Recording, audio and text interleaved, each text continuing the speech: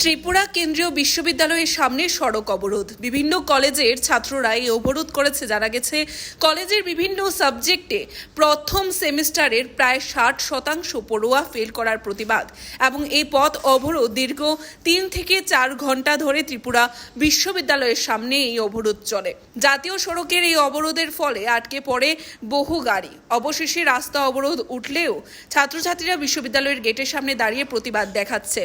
তাদের দাবি রয়েছে তাদের সবাইকে একসাথে উত্তীর্ণ করতে হবে, না হলে আন্দোলন আরও তেজি করা হবে। Bureau report, Tripura news 8।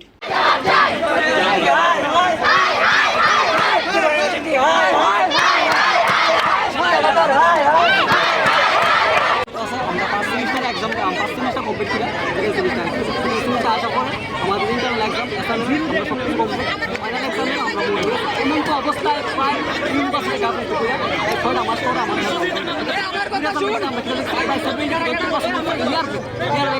Possible না আমরা ক্যান টুয়েলভ সবাই কমপ্লিট করে পড়া যেতে পারছি। আমাদের সিস্টেম ঠিক আছে, ইউনিভার্সিটি 6 মাস করছে আমাদের সময় নষ্ট করছে, ঠিক আছে।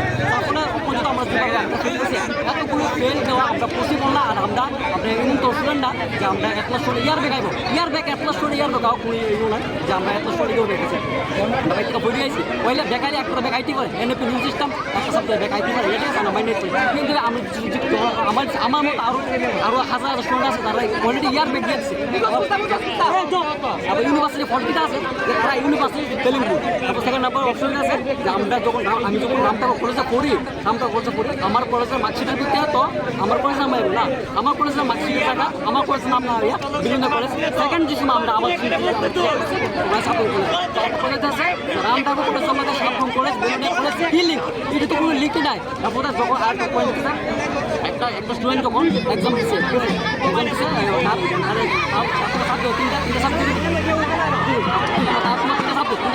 তিনটা সাবজেক্ট দেখাইছে, দেখাওয়ার পরে তিনটা সাবজেক্ট দেখা আইছে মানে সেই ইয়ার ব্যাগ হইলে তার কীভাবে কমপ্লিট করে দেওয়া হয়।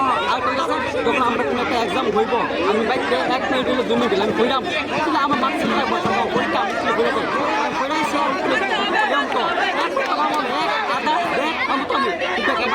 জিরো কীভাবে হয় তখন আমরা এই মুখটা এসে পাই ইউনিভার্সিটি পরে আমাদের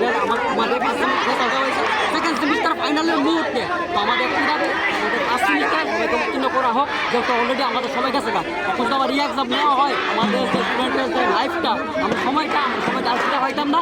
তো আমি ইউনিভার্সিটির কাছে রিকোয়েস্ট করেছিলাম মাননীয় মুখ্যমন্ত্রীর কাছে আমি রিকোয়েস্ট করতে চাচ্ছি যে আপনারা এই বিষয়টা তদন্ত করুন এবং ইউনিভার্সিটি আমরা আপনারা যা বলেছে আমরা স্টুডেন্টের লাইফটারে আমরা ঠিক করি।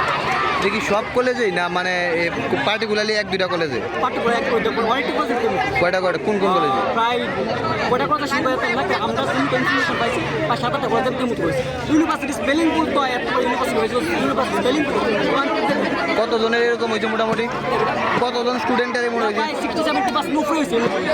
যাদের তুমি ইয়ার বেকার ইউনিভার্সিটি সত্যি যদি 70,000 হ্যাঁ 25,000 তিনটা সাবজেক্টে বেকাইছে মানে কি সে পুরো ইয়ার তারা কীভাবে প্রমোট করা হয়।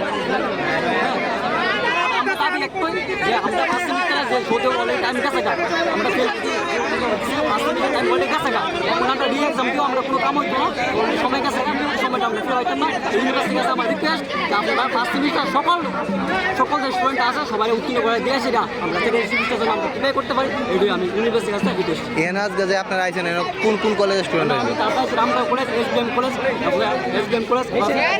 উমেন্স কলেজ, উদয়পুর কলেজ আর প্রজেক্ট কলেজ।